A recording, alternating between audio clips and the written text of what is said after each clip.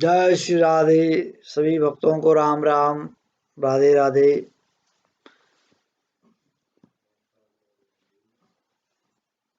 आज 12वां अध्याय कार्तिक महात्म्य का।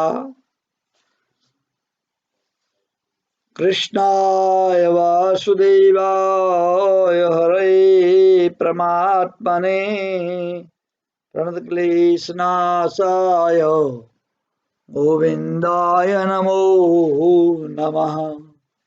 हरे कृष्णा कृष्णा कृष्णा हरे हरे, हरे राम राम राम हरे हरे। नमोस्तुनन्ताय सहस्रमूर्तये सहस्रपादाय शूरवाहवे सहस्रनाम्नाय पुरुषाय सत्सवे सहस्रकोटियुगधारणे नमः।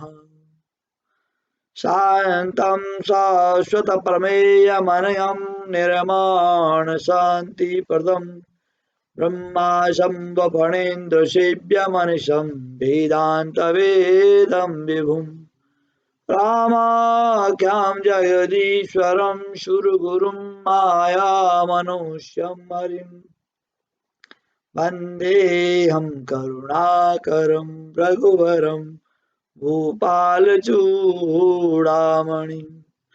नीलाम्भुजश्यामलकोमलाङ्गं सीतासमारूपितवामभागं पाणो महाशायकचारुचापं नमामि रामं रघुवंशनाथम्।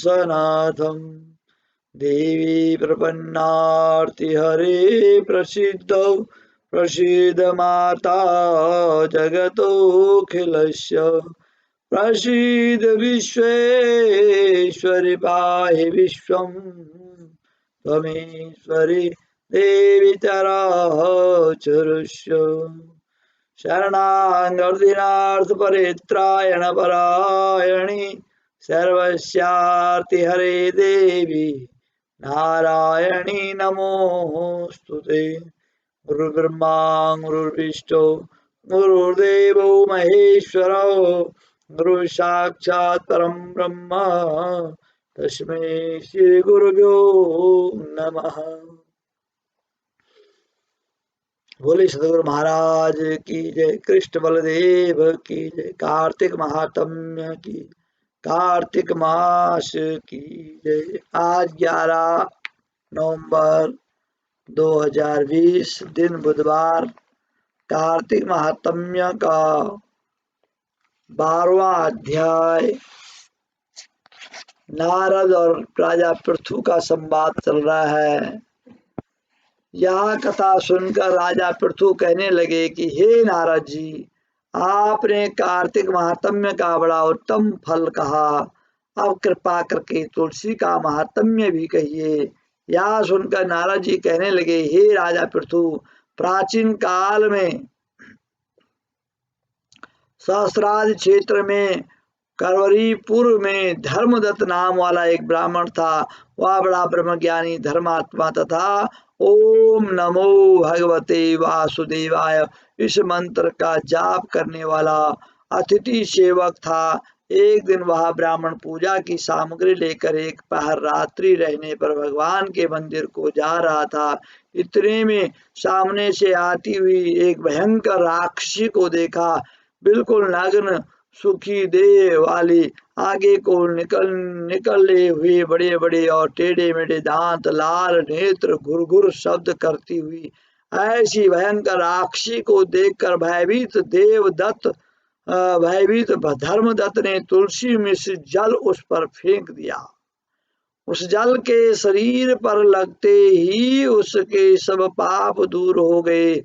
वह हाथ जोड़कर धर्मदत्त के पैरों पर गिर पड़ी। तब धर्मदत्त कहने लगे कि तुम कौन हो, किस पाप के कारण तुम्हारी यह दशा हुई, यह मुझसे कहिए। वह कहने लगी कि सौराष्ट्र देश में भिक्षुक नाम की एक ब्राह्मण था, उसकी मैं पहली पत्नी थी और कलहा मेरा नाम था। मैं न तो कभी अपने पति से मीठे वचन बोलती, ना ही उसको खाने के लिए अच्छे फल भोजन देती। यह देखकर जब मेरे पति ने दूसरे विवाह का निश्चय किया तो क्रोध में आकर मैंने विष खा करके अपना शरीर त्याग दिया। तब यमदूत मुझको बांधकर यमराज के पास ले गए। तत्पश्चात यमराज को चित्रगुप्त मेरे अच्छे तथा बुरे कर्मों को देखते हुए बोले कि महाराज, इसने कभी कोई शुभ कर्म किया ही नहीं, सदैव अपने पति के साथ छल करती।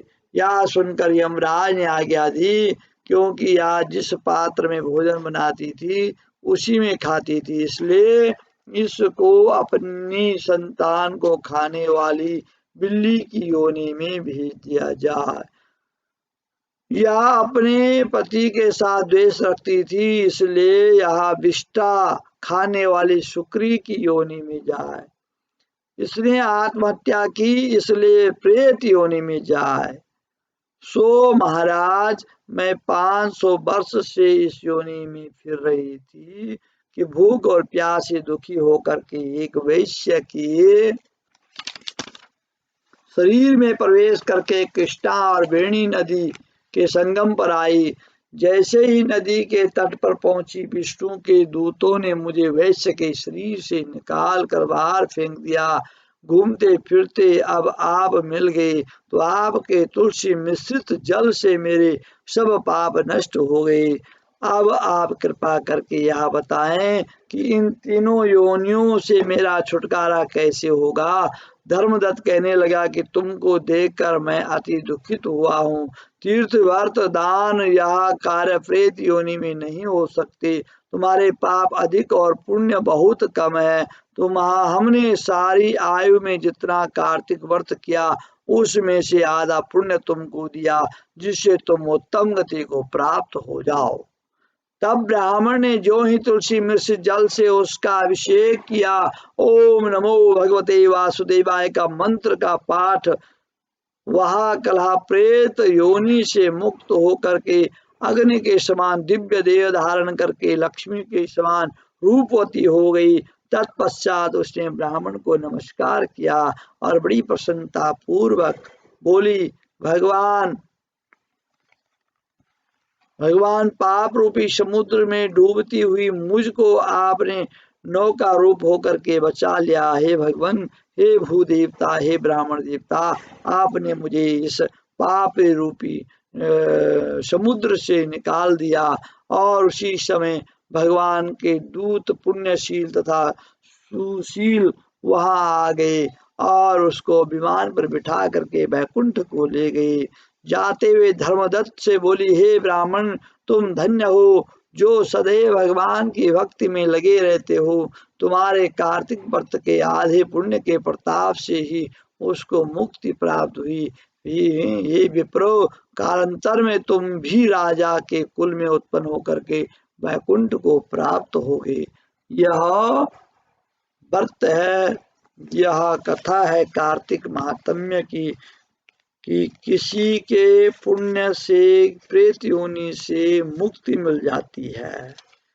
तो अगर हम मनुष्य जीवन पा करके निरंतर कुछ न कुछ धर्म कर्म करते रहें तो अवश्य ही मुक्ति मिल सकती है।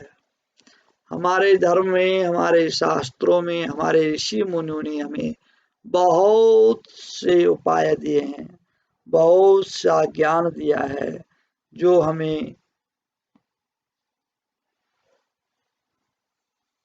उसको पालन नहीं कर पाते और ना ही हम इस ज्ञान को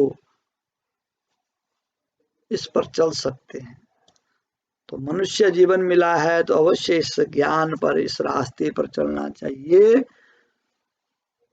मनुष्य का जीवन भगवान को प्राप्त करने के लिए, अच्छे कर्मों के लिए मिला है, इसलिए अवश्य शुभ कर्म करते रहे, भगवान का चिंतन करते रहें, अपना काम करते रहें। कोशिश करें कि हमसे कोई पाप ताप न हो और हमारा कल्याण हो। हम आपके बीच में इसी प्रकार से बने रहेंगे। आज एकादशी भी है, रमा एकादशी, कार्तिक कृष्ण पक्ष की एकादशी है। अब एकादशी की व्रत कथा भी आपको अगली वीडियो में सुनाएंगे। आप मेरे YouTube चैनल को आचार्य चंद्रभूषण को सब्सक्राइब करें। सब्सक्राइब करने से आपके पास प्रत्येक वीडियो अपने आप ही आ जाएगी, और हो सके तो शेयर भी करें, लाइक भी करें, और भगवान का नाम जपते रहें। श्री कृष्ण गोविंद हरे मुरारे, हे नाथ नारायण वासुदेव।